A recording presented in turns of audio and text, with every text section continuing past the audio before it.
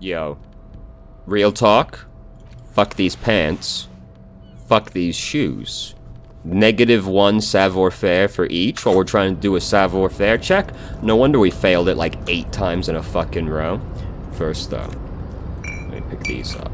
We're going in pantsless. It's the only way. Kim, you are in the way of the bottle. Anytime you're gonna do some parkour, just fucking take those pants and shoes off, brother. They're only gonna get in the way. Oh my god, look at this.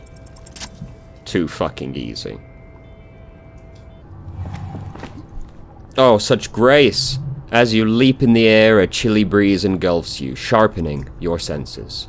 Close your eyes, let your senses take in the world around you. Ankles tingling from the tension, blood roaring in your ears, you are ready for your rendezvous with the concrete pavement below. Continue the voyage through the salty air. Fucking easy. As the concrete floor welcomes you, you realize it's been a while since you felt so alive, alert, capable. Must be the adrenaline.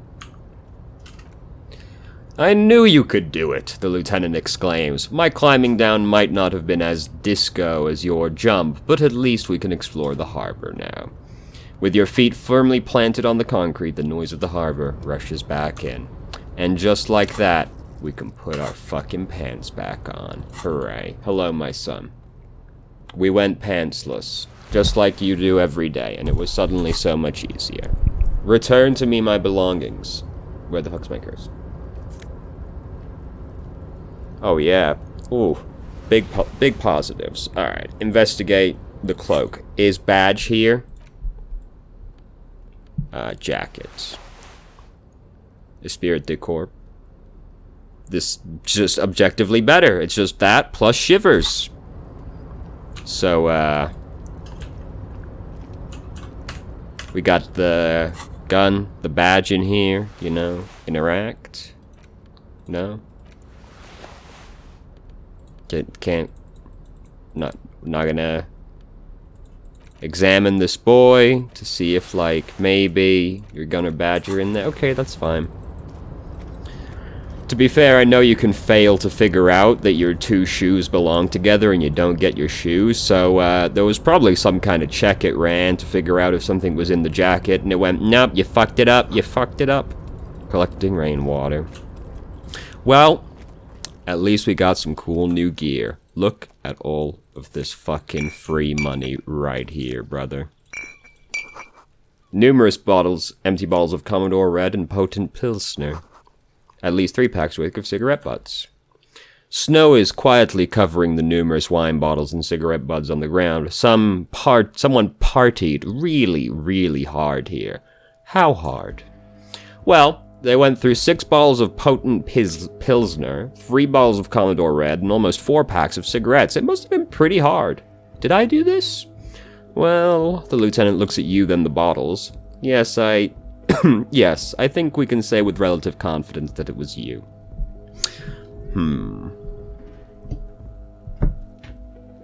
I must have been on an advanced scouting mission in the harbor. Yes, the lieutenant marks dryly. This looks pretty advanced, all right. For now, let's just move on.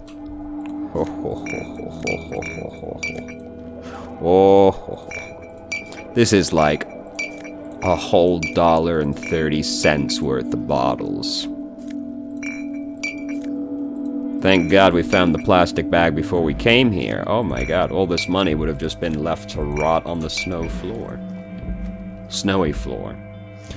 This is the night watchman's booth. The name on the door reads Rene Arnaud. Oh, that's the boy. That's the boy from back over there. Listen, it's okay to take a few minutes to yourself. Sit down, have a breather. So this is where Rene works. I'm gonna look around. If you must, the lieutenant looks around, but please hurry. We're pretty easy to spot up here. Nothing incriminating catches your eye. The cabinets are clean and their sparse contents meticulously organized. There's a framed photograph on the table. Take the picture. It's a black and white photo of a young couple out in street fair. The man, Rene, is dressed in a Royal Carabinieri uniform. The girl is young and very pretty. She is smiling playfully at the camera. Why did you take that picture of Rene? The lieutenant asked, glancing at the photos. I'm gonna ask him about it. You're really interested in that old soldier, he marks, surprised. Not sure I understand your fascination, but sure, as long as it doesn't take up a whole lot of time. Let's not have a rest, okay? I want to get in the harbor before it closes, if at all possible. Okay, we don't go down there. Understood. We go down here. Ooh, ooh. All around you, great machines in quiescence. White pine trees are printed onto the screen covering. Looks like a forest under snow. Fucking measurehead, fucking loser. It wasn't guarding the backside.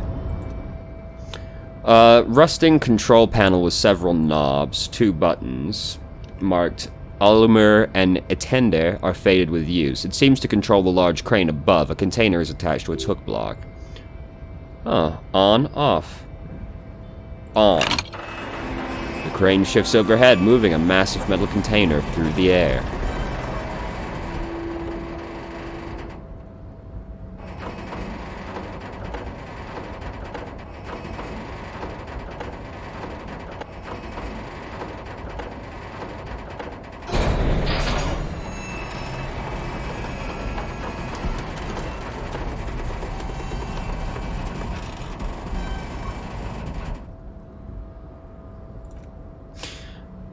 And with a surprisingly quiet thunk, the crane places the container down. The harbor sleeps as the strike rages in the distance. The crane can rest again. Now its purpose has been fulfilled. Its purpose? What do you mean? Moving this container, of course. For this purpose it was built. For this purpose it has acted. And now it will rest. I can see how that was worth the ruckus. He looks at the crane, except for seeing the crane in action, which I admit was satisfying. Off. The crane does not return to its original position. It does not move at all. Tremendous. What's this about right here? Oh, fucking... That's a lot of money right there. Oh my god, +1 health? We got extra health right now. We're good. You see faded industrial lightings. Kalvsund. Whale Fjord. Oh, okay. Interface with it. Before you stands a cargo container, just one of many in the yard. Kim, I think there's something about this container. You do, because I don't. What, why not? There are a million containers here. Why are you fixating on this one? I don't know, Kim. It just feels special. It's a cargo container, detective, just like all the others. He doesn't even look at it. We're not here to interact with containers. We're here to get the body down from the tree. No reply. The knock produces a hollow ring of metal. Doesn't sound like there's anything inside the container. Open the door. Mechanically locked. Now hear me out. What if we equip the pry bar?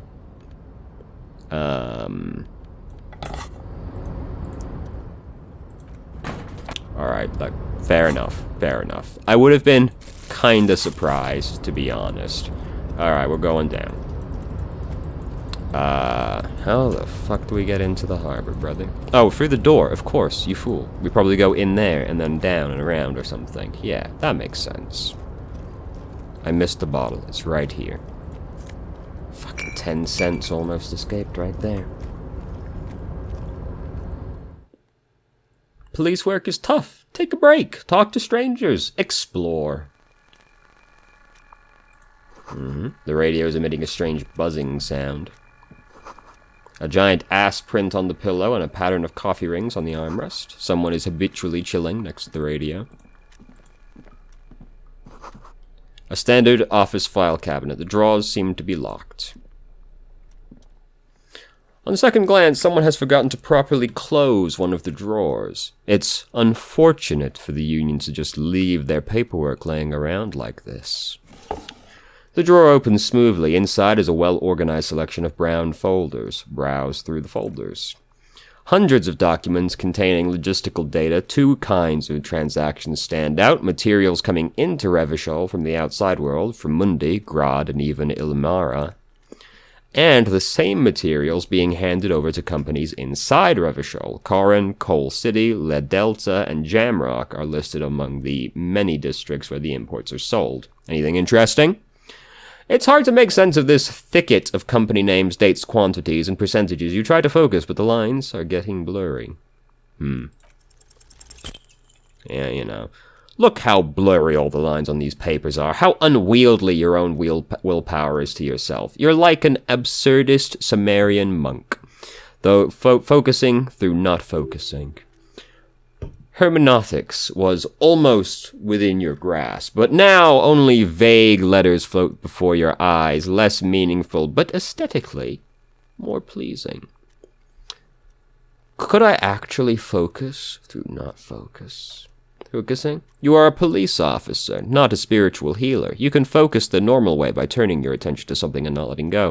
If I let my eyes go completely out of focus, all the shapes start melting into each other. Is that what you're doing with the folders over there? No, of course not. Good. He turns away from the filing cabinet. Alright. Sick. Hey! Gotta try again through focusing. Whatever's hidden here is hidden well. Concentration isn't enough. Only a trained accountant with a background in logistics would be able to really make sense of it. However, there is a little handwritten note stuck to the side of the drawer. It appears to be a to-do list written in large, uneven capital letters. Remember Leo. Everett's shoes. Special whirling borscht. Water Everett's plants. Sweep office floor. More banners. All items on the list have been crossed out, and the note itself is crumpled. Look, Kim, a to-do list with a list of errands for Everett.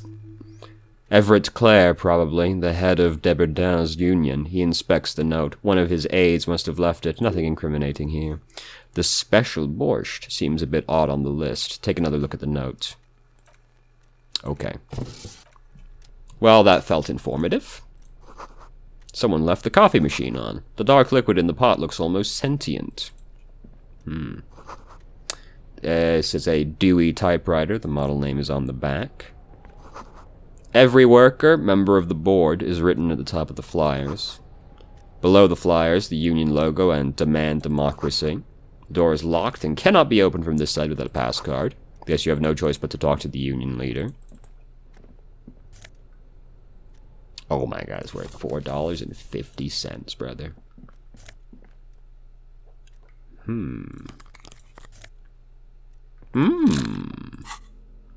Well. -1 drama for +1 visual calculus. Sounds like a good fucking deal to me, brother. And look how fucking cool we are now. Oh my god. Alright, well, this has been extremely productive. What the fuck is this? An imposing combination of a punch clock and payphone is looking down at you from the wall. The side says, tokens unavailable due to strike. Use change.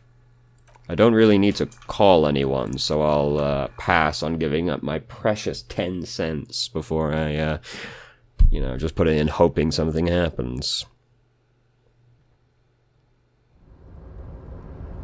Alright, so where the fuck is the union leader? And how the fuck do we get to him? I guess it's over here. So oh god, there's a way over here. It just doesn't really look like it.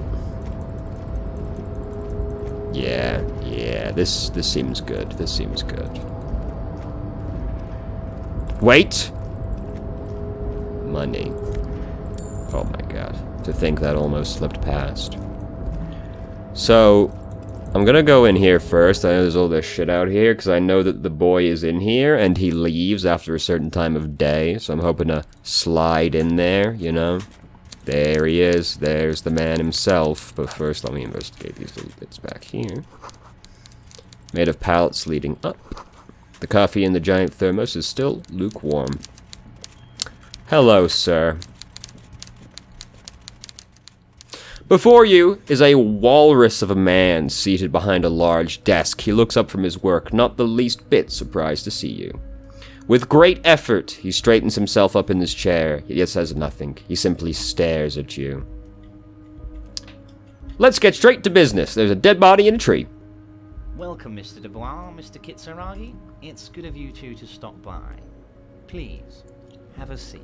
He gestures to a tiny chair opposite of his giant desk. I'm Everard Clare, head of the Debardiers Union here in Martinez. The man relaxes into the chair and continues. I'd offer you my hand, but unfortunately my health prevents me from getting up. You understand? He looks extremely comfortable. The tiny folding chair, on the other hand, looks like a torture device. You go ahead, detective. Whatever he has in store for you, it can't be good, he thinks. I'll do my best. Forget about that. What's with this Dubois stuff? You're getting some seriously bad vibes from that name. I'd rather stand. Please, Mr. Dubois, let us converse in a civilized manner as equals. Take a seat, I insist. I don't sit. It's kind of my Very thing. well, Mr. Dubois. I respect a man with strong convictions. As he nods, his multiple chins move like ocean waves. I, too, have convictions, one of which is that I will not engage any man who won't face me at eye level. Should you find yourself more amenable in the future, I'd gladly resume our conversation. But until then, I'm afraid I must ask you to leave. You're no titan of volition, buddy. He's got you in a fork. Sit down or leave. Excellent, Mr. Dubois. I can see that you're a reasonable man. And reasonable men can be of great use to one another. Try to wink back. So tell me, how can the head of the Debarges Union help a representative of the Revachol Citizens Militia today? Yeah. The chair you're sitting on has got to be the most uncomfortable chair in the world. It's violating your backside. Oh, by the way, I heard you got a rather rude reception from a certain Lawrence Garte. Some people have no manners. Pains me to say. This should take care of that nonsense. He points to a giant novelty check on his desk. It's absurd, absolutely comically It huge. should be sufficient to cover your expenses for a few days and patch over your differences with the cafeteria manager. Go ahead, take it. Wow, that's 25 real. That's good money. You need it. So, two things. We still aren't even close to paying off our debt with $25. Secondarily, it's not exactly a good idea to owe somebody like that, so we're not gonna take the money. Keep it. I'm good. Okay. I respect a man with principles. No handouts, then. He crosses his arms on his ample midsection and sinks further into his Now, chair. I'd like to set your mind at ease about one other matter. Your lost gun. Let me assure you, Union people are on it as we speak. I've got my best hounds looking for that lost gun. Lost gun. His slug-like lips move, but all you hear is an echo. Lost gun, lost gun. The world is swallowed by a black hole of fear. Only two words escape its gravitational pull. Lost and gun. When he said, "Don't worry," he actually meant, "Be very worried." I'm not worried. I got this. All right, Harry. You say you've got this, but you seem a little anxious to me. Don't be. Everything's going to be all right. It's not like you left it loaded. You didn't lose a loaded gun. Local children aren't out there playing with it right now, pointing it into their own mouths. It's in a safe place. I just know it. I have a feeling everything's going to be all right. It was loaded. There were 2 bullets in it. You always keep at least 2 barrels loaded. Don't panic. We've panicked.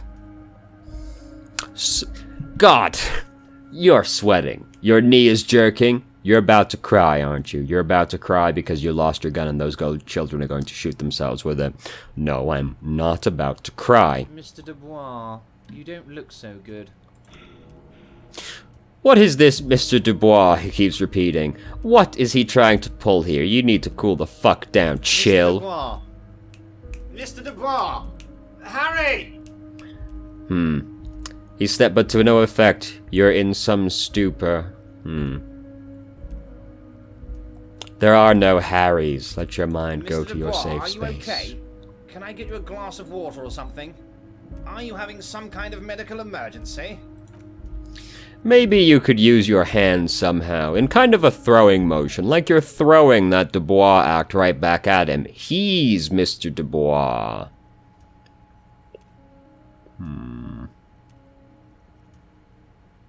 Vaguely gesture with your hands. I'm as good as it gets. I can see your condition isn't terminal. What an odd demonstration of... Huh? You got me, Harry. I don't even know what. As entertaining as it was, I'm afraid we're wasting our time. And I'm an extremely busy man, as I'm sure you are too. Okay, enough. We are here to ask you some questions pertaining to a murder investigation. Quick, here's your window. Get yourself together and ask him questions. Police officer questions. Why'd you call me Mr. Dubois? Of course, let us dispatch with the formalities. You call me Everett, I call you Harry. That's what the hanged corpse called you. Harry. So that's really my name? My God, so it's true. I didn't want to believe it, but you are a fantastic science fiction amnesiac cop, aren't you? He shrugs with an amazed expression. What are the odds of that? I think the odds of that are very low. It might be a good idea to hide your confusion. I mean, see what his game is first. My memory is fine. So good to hear that, Harry. Apparently my sources were wrong. He pats the brown folder in front of him. However, if you did have a spot of memory trouble, I could help you out with my big, fat folder. Words flow like a river of honey from his lips. I guess word has already reached him. No matter, no harm done. It's just a brown folder. You can't make out what's written on it. Are you trying to tell me you've gotten a hold of some of our documents? The lieutenant inspects Everett over his spectacles. Mr. Kitsuragi, would you mind? His eyes never leave yours. Me and Harry are talking about his lost identity right now. Don't just jump to the folder. That's not smart. Shows hit you're on the edge. Do some probing first. Where did you get that folder? Ah, this. He closes the folder. My friends in your organization gave it to me, Harry. This translates into, haha, you guys are so corrupt. I find that very suspicious. May I have a look? I'm afraid this is meant for Union eyes only, Mr. Kitsuragi. I'm sure you understand. He turns back to you. Please continue, Harry. What's my full name? It's Harry. He glances at the folder. Harry Dubois. That's not my name. My name is Raphael Cousteau. Fine, Harry. He waves you off. You can even be Harry Raphael Dubois de Cousteau, or whatever you choose to be. The lieutenant covers his face and sighs audibly. Mr. Kitsuragi doesn't seem even slightly empathetic to your memory loss, Harry. He frowns at the lieutenant. I, however, wish to help you any way I can. What about my family? Do I have a wife or kids, or... Family. Harry, you're not a family man. There's not one peep of family in here, unless you think you're a family man. Do you strike yourself as a family man, Harry? You're right, I don't. That's why I like you, Harry, his fat fingers pointing at you. A good man knows both his strength and his weaknesses, and you, my friend, you are one of the all-time greats. What kind of cop does it say I am? Harry, you're not simply a cop, you're a star. A bright, shining star in the drab law enforcement sky, outshining all other stars. You're a superstar. That's what I like about you, Everett. You get me. Of course I do, Harry. He smiles a sly smile. And I'm gonna help you shine. I'm gonna put you on all the big stages. Your name in giant neon letters. Harry Dubois. The giant neon sign reading Harry Dubois hanging from the Culveson crane can be seen all the way to Jamrock. Somewhere in Minerva, moreover, a beautiful woman sees the bright glow on the horizon and says to herself, "Oh my God, I shouldn't have left him." Have another look. As you look at the folder, Everett covers it with his hand and pets it. He's hiding it from you because it's not a real RCM folder. It's just another one of those brown folders you saw in the file cabinet. That's not an RCM folder. Okay, Harry, you got me, he says, grinning. This is from the Census Bureau, not the RCM. Those Census Bureau people are absolutely corrupt. You should do something about that. He got the name from the Census Bureau and everything else from your actions here in Martinez. Yes, Mr. Kitsuragi from the Census Bureau. Like I said, he looks annoyed. Now, I am actually a very busy man, so is there anything else I can do for you, Harry? That means he doesn't really know anything about you. Pity. The mystery of you will have to remain a mystery for the time being. So the Census Bureau says my name is Harry Dubois. Yes, that's what I said. Tried to keep up. Okay, let's move on. Aren't you gonna ask me how I got him? Harry, he says almost gently. Honestly, I'm just relieved you didn't get a hernia, a man your age. I, too, am surprised by the resilience and athleticism of this tool I've been provided with. Yes, Harry, you're obviously in peak physical condition, and I salute both your initiative and your physical prowess. Very impressive, Harry. Very impressive.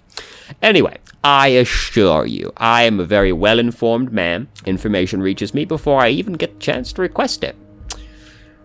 Could you help me get a dead body down? You might have noticed there's one hanging on a tree behind the hostel cafeteria. Oh my, he smiles pleasantly. Don't take this question personally, but why would I get involved in this matter? Mr. Clare, the man was hanged with a cargo belt, a steel-reinforced cargo belt. It's safe to assume the Union had something to do with the murder. Besides, getting the body down would benefit all of us. It's a stain on the neighborhood. You're a community leader. Help your community out. I can certainly see how having him up there might start affecting some real estate value. He licks his fat lips and smiles. But of course, all joking aside, I am going to help you. He picks up the handset of a radiophone on his right, then clicks a button. Jean-Luc, my boy, I'm sending 2 police officers down. They have a dead body and a tree problem they need help with. Namely, they need it to be taken down. And Jean, please take it easy with the race science. That's a yes to getting the body down, no to the race science. He hangs up and turns back to you. You can find Jean-Luc down at the gates. He turns back to you. He's the big, impressive one, you know, tattoos, muscles, ethnic looking, can't miss him, great guy. Let's talk about my lost gun. Yes, your lost gun. His face turns serious. My best men are on it. They're turning every stone, searching every playground, asking kids, grandmas, everyone. Your gun will be found, Harry. Let me assure you of that, he winks at you. It's just a matter of time and effort. The only way to find it seems to be working with him. He might even be holding your gun hostage. Hold on, could he really be holding my gun hostage? Who knows? Only one thing is certain. If you work with him, you're going to get it back, and working with him might be the only way to do it. I will not be blackmailed with this gun business. Harry, I was only trying to be tactful. A lost gun is a dangerous thing. I can't have it around in my neighborhood. His tone is suddenly very serious. Kids could be playing gun roulette with it as we speak. Teenage gangs could be arming themselves. Get a hold of yourself, Harry. I assure you we are working on locating the missing sidearm as well. Excellent, Mr. Kitsuragi. That's excellent news. He claps his hands together. Looks like we have a friendly gun-finding competition in our hands. Let's talk about the hanging. Oh, of course, that's your main thing here. That's why you're in Martinez. He nods. I know everything that goes on around here, and I would love to help you. Like I'm helping you with the body and your lost gun. I mean, it's no secret that the lynching is connected to the strike. So much to talk about. Honestly, it's been weighing on me so heavily. I understand. You need to interview me. I sense there's a but. But there's a thing that's been keeping me up at night. I want to talk about the hang. I mean, if we could just calmly talk, exchange information, we could blow this thing wide open. Yes, that sounds good, the lieutenant says with a slow nod. Let's do that. But I can't think straight with this weighing on me. Suddenly he slaps himself in the forehead. You're police officers, aren't you? I have a crazy idea. You guys are basically door-opening machines. Incredibly talented at opening doors. Kim, is that true? Are we door-opening machines? I'm not sure I understand. He looks at the union boss. If you're asking us to break down someone's door, it's not going to happen. Come now, I just need you to go open a little door for me and leave it unlocked. A simple thing, absolutely nothing shady about it. Why don't you open it yourself? Harry, I'm a very busy man, and more importantly, I don't have that extraordinary physique. You do, he slams his fists together. You look like you could run around all day. You want to send someone a message that the police are working for you. I repeat, I'm a very, very busy man, Mr. Kitsuragi, and therefore I must occasionally enlist outside help. He turns to you. So what will it be, Harry? Whose door is it? Oh, no one's. It's just a weasel. A weasel lives there. Nothing for you to worry about. What do you mean by weasel? A loud, blubbering weasel. When weasels feel no one is watching, they start acting foolishly. He removes his glasses and rubs his nose. Just go there, unlock the door, and leave it open. It's been such a burden on me, Harry. I just want this to be over, and I can discuss business with you. He puts his glasses back on. I bet you don't even know anything about the hanging. Harry, my dear friend, he sinks deeper into his chair. I am what the people call a local bigwig. I know everything that goes on in Martinez. Damn it, fine, I'll look into it. We need to talk about the murder. Fantastic, my friend. Just let me know when it's done, and we can take our friendship to the next level. You can get the key from Manan. He's down at the gates. Mananan's like a free agent in the Union. Special operations, hardened socialist. A real free-thinker, too. He'll tell you precisely where the door is. He smiles, obviously satisfied with how well he's planned it all out. One last thing, Harry. Just open the door. You don't need to go in or anything. I just want that weasel to come home and see the door unlocked. What's in that container outside your office? My dear Harry, there are literally millions of containers in the harbor. I couldn't possibly remember what's in all of them. There's something special about it. It was attached to the Colvson crane. Harry, you smooth-talking son of a bitch, he says with the fondest of smiles. Time is a precious resource, and I don't have enough of it to count containers with you. Smooth-talking? Maybe that's what the way you go about opening the container. You should try convincing it. That sounds very good idea. I'm going to leave now, but we might talk again later. Wait! He leans into the drawer and pulls out a plastic card. You need this to get in and out through the gate. Great! Wouldn't want to get stuck in here. Here, you're one of us now. A real red and white Union man. Take care, Harry. The bow collector. I'd forgot this was happening, to be honest. It's the early morning. The world is dark blue, the sparks light her face, a delicate composition of triangles. The street seems to grow larger, like a dolly zoom, and there's something in the air as you stand there and wave, back at the shape growing smaller and smaller. Something that has always been there, a great see-through world, the tenderness you feel, the ghost of Revachol between you, carrying your signals, the holy messenger. +3 shivers, the third presence. I mean, that's a lot of shivers, no doubt. What the fuck does shivers do? Raise the hair on the back of your neck, tune into the city. Cool for city lovers, the wisest of the streetwise, the genuinely supernatural. Shivers come when the temperature drops and you become more keenly aware of your surroundings. It enables you to hear the city itself, to truly belong to the streets. It is a supernatural ability. Old wrongs play out in the present time. Scenes across the city happen in front of you, but who is speaking to you? At high levels, shivers may make you seem mad to the outside world as you listen to the city, but you don't listen to others. Your superiors may begin to worry. With a low shivers, though, you will seldom hear the city speaking to you, and if you cannot hear it, how can you save it? Alright, great. That sounds excellent. Very insightful. A taxidermy fish that tells time. Oh, delightful. Alright, so we have to go try and convince that crane to open it, but there's also a bunch of shit outside we didn't interact with.